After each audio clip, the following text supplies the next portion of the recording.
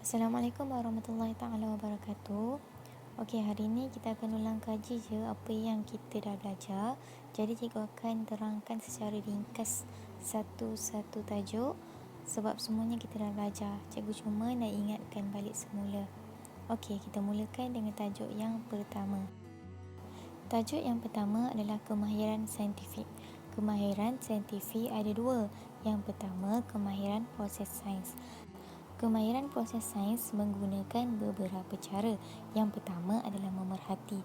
Memerhati kita menggunakan kesemua deria yang kita ada. Kesemua deria yang kita gunakan adalah untuk tujuan memerhati. Cara yang kedua pula ialah berkomunikasi. Berkomunikasi adalah salah satu cara dalam sains untuk kita menyampaikan maklumat. Okey, beberapa cara berkomunikasi adalah yang pertama dengan membuat lakaran, yang kedua dengan menulis, dan yang terakhir, yang ketiga dengan bercakap. Yang kedua adalah kemahiran manipulatif.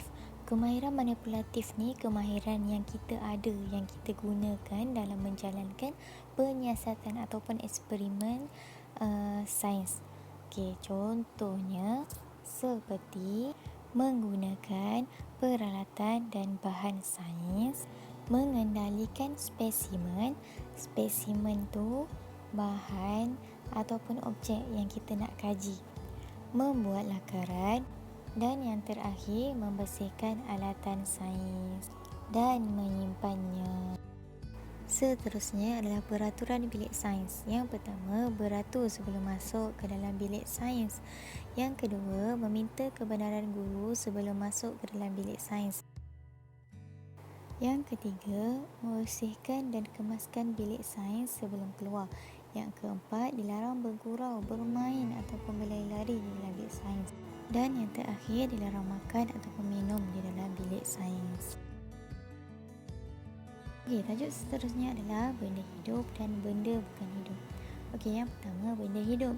Benda hidup memerlukan air dan makanan.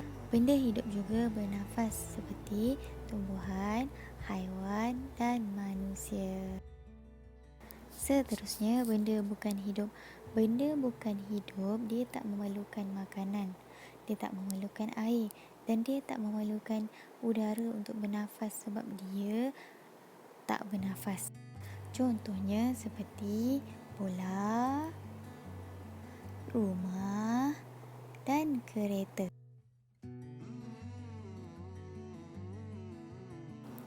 Seterusnya, ciri-ciri benda hidup. Ciri-ciri benda hidup yang pertama adalah bergerak, seperti manusia yang boleh bergerak. Yang kedua adalah membesar. Yang ketiga adalah memerlukan air dan makanan.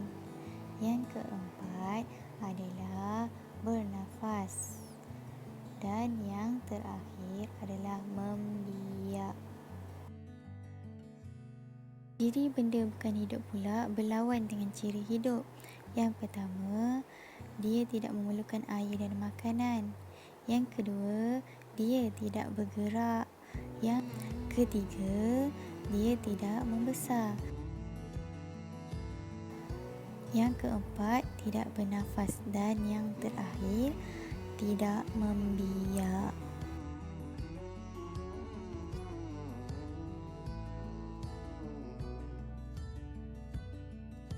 Haiwan dan tumbuhan mempunyai saiz yang berbeza, daripada kecil, sedikit kecil, besar dan sangat besar.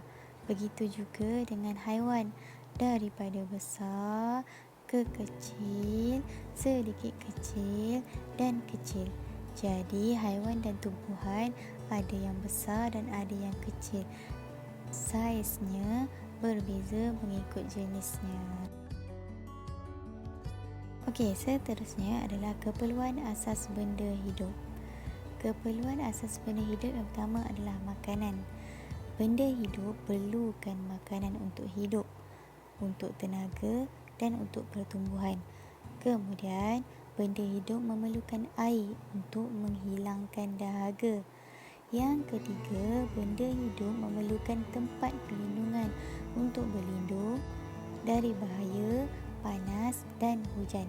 Yang keempat, benda hidup memerlukan udara untuk bernafas. Tanpa udara, benda hidup tidak boleh bernafas. Tanpa nafas, benda hidup boleh mati. Okey, tajuk yang seterusnya adalah tajuk manusia. Manusia mempunyai 5 deria. Deria pertama adalah deria pendengaran dengan menggunakan telinga. Deria yang kedua adalah deria penglihatan dengan menggunakan mata. Deria yang ketiga adalah deria lidah untuk merasa. Yang keempat, deria bau dengan menggunakan hidung. Dan yang kelima, deria sentuhan. Dan yang terakhir adalah kita menggunakan deria untuk mengelas. Yang pertama, kita menggunakan lidah untuk tahu rasa manis, rasa masam, rasa masin, rasa pahit. Kemudian, kita menggunakan mata untuk tahu warna sesuatu dan saiz sesuatu.